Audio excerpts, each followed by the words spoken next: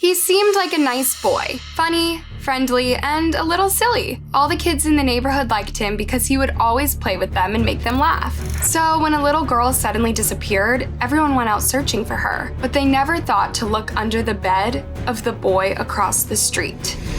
That is until one day, his mom noticed a suspicious leak under his bed.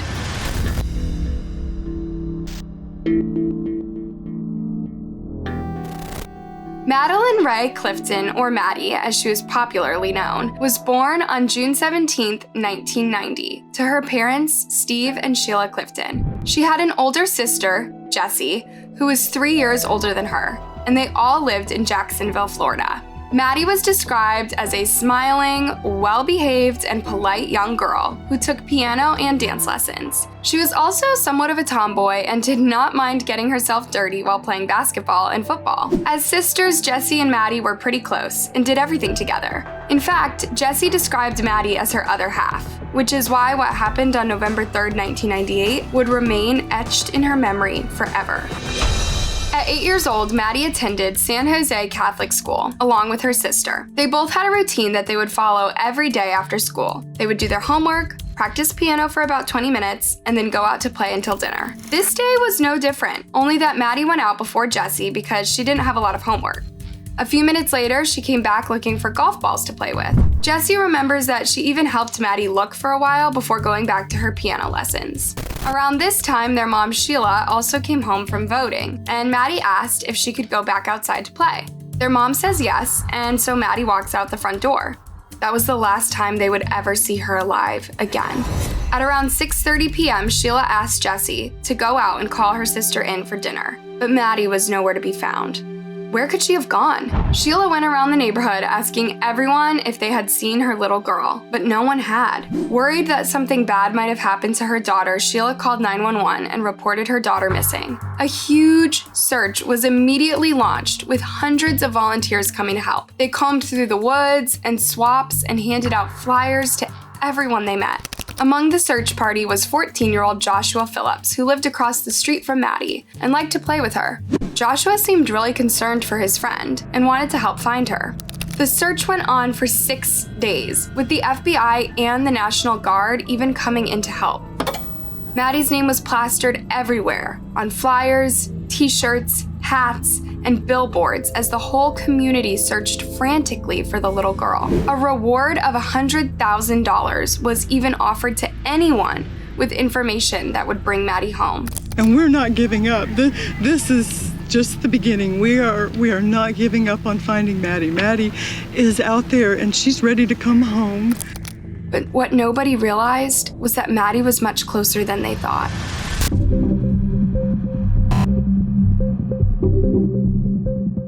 On the morning of the 7th day, Joshua's mother, Melissa, noticed a weird wet spot on the floor under her son's waterbed. She thought that the leaking water might be causing the strange smell in her son's room. So she pulled apart the baseboard to check under his bed and could not believe what she saw. 2 small, lifeless feet sticking out from her son's bed. Melissa was completely horrified. She ran out the front door and went to get the police officer stationed outside the Cliftons' house. She would later say, "I didn't want to believe what I was seeing. I just pointed to where they needed to look. I couldn't even go in." The officers soon confirmed what Melissa had feared. The body was little Maddie's, the girl they had all been searching for. He saw Maddie's feet hanging out of the bed. It's a waterbed, and apparently it had been in some state of disrepair, and it was taped up. She was taped up in the bed, and it's apparent that she had began to decompose it. So Josh had actually been playing everyone all along. He pretended to worry about Maddie's whereabouts and was even among the people who went out searching for her, while all along he had hidden her body under his mattress. He saw how devastated and worried Maddie's family was, yet he said nothing. How cold and heartless can someone actually be? But what's even more insane is that he had actually been sleeping on the same bed for 6 days while Maddie's body slowly decomposed from under him. Autopsy results showed that Maddie had been battered in the head several times with a baseball bat and then suffocated before being jabbed multiple times with a knife. She was found naked from the waist down, although there was no sign that she had been violated. From my observation of the body and preliminary reports from the autopsy, she had multiple stab wounds to her body, about 9, and she had stab wounds to her neck, 2. There were obvious evidence of blunt trauma to her head. It was obvious that, and from our investigation, it was apparent that she was killed immediately after she was abducted. But the most disturbing part was that Maddie's hands were clutching on the bed frame when she was found, meaning that she had actually been alive when she was shoved there. Investigators found both the baseball bat and the knife hidden in Josh's closet. There were also cans of air fresheners on his nightstand, along with freshly burned incense, which investigators believed might have been used to mask the smell of the decomposing corpse. What's more, they found one of Maddie's missing persons flyers placed on Josh's nightstand. What's interesting about this case was that the police had actually searched Josh's house 3 different times, but didn't find anything suspicious. We had searched that house 3 previous times, and the reason that we didn't find Maddie was because of the way she was encased in the bed. Josh was still in school when the discovery was made, and the police actually went and arrested him on school grounds. He confessed almost immediately to the crime, giving investigators a chilling account of how everything happened that afternoon. Apparently, Maddie had gone over to Josh's house to play. He told her that he was not allowed to have friends over when his parents were not around, but she persisted. Josh said that he agreed, but told her that they would only be playing for a few minutes because his dad would be getting home soon and would be mad if Maddie was there.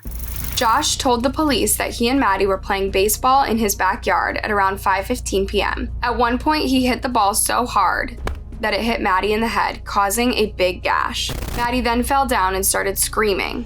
Scared, Josh dragged Maddie into his bedroom and tried to get her to stop crying. But Maddie wouldn't stop, and so in a panic, he smashed her head 3 times. He did this with a baseball bat and then shoved her under the bed. But Josh told investigators that Maddie was still moaning when his dad came home. And in a panic, he pulled her out and jabbed her in the chest and neck with a penknife before hiding her under the bed again.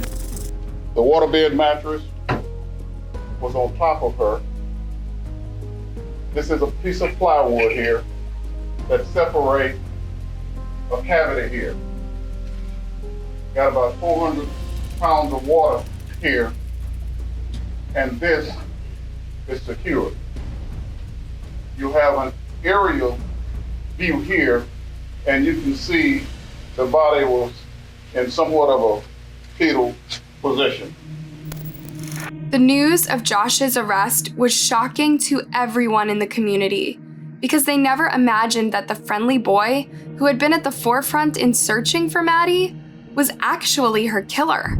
Many who knew Josh described him as a completely normal kid who liked reading and working on computers. He showed no signs of being troubled and was liked by all the kids in the neighborhood. So why did he do it? Josh insisted that he killed Maddie out of fear of his father, which made many people wonder just how bad could the situation at home have been to make a teenage boy commit such an awful crime. His mom, Melissa, described her husband Steve as frightening, intimidating, and sometimes overbearing, saying that she and Josh walked on eggshells around the house. She explained that Steve didn't like Josh playing with girls younger than him and that for some reason, which she could not understand, Steve didn't like little girls. Josh's father did admit that he probably should have handled some things differently with his son, but said that he didn't think it would have made much of a difference. Josh's trial began in July 1999 with the prosecution presenting a great deal of evidence against him, including the baseball bat, the knife, and his tennis shoes, which were stained with Maddie's blood. But the most damning piece of evidence was Josh's confession. The prosecution argued that Josh had planned to assault Maddie, and that's why he had removed some of her clothes. It was alleged that Josh's main target had actually been Maddie's sister, Jessie, because her picture had been found in his room. The defense denied this allegation, claiming that Maddie's clothes came off when Josh was dragging her into his room, stating, and I quote, "Joshua Phillips is not a monster, but because of an act that started as an accident and deteriorated through panic that bordered on madness."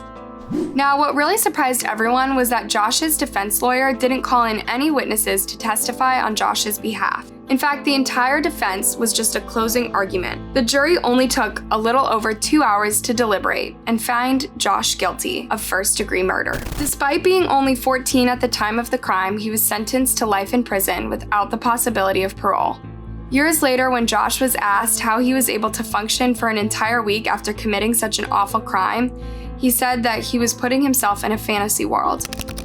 Through the entire time, I was putting myself in a fantasy world that nothing had happened, and that was my defense for everything when I was a kid. Was if something went wrong, ignore it; it'll go away.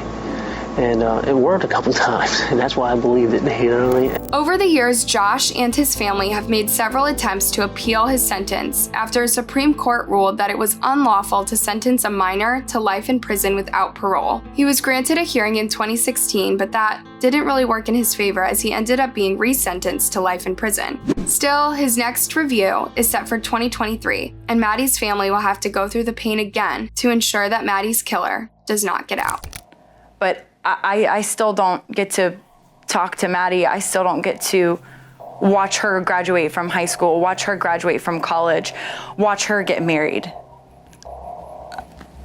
I don't get to do any of that, and I just don't think that it's fair. I don't think it's fair that he does. What do you think? Let me know your thoughts down in the comment section, and don't forget to like and subscribe for more.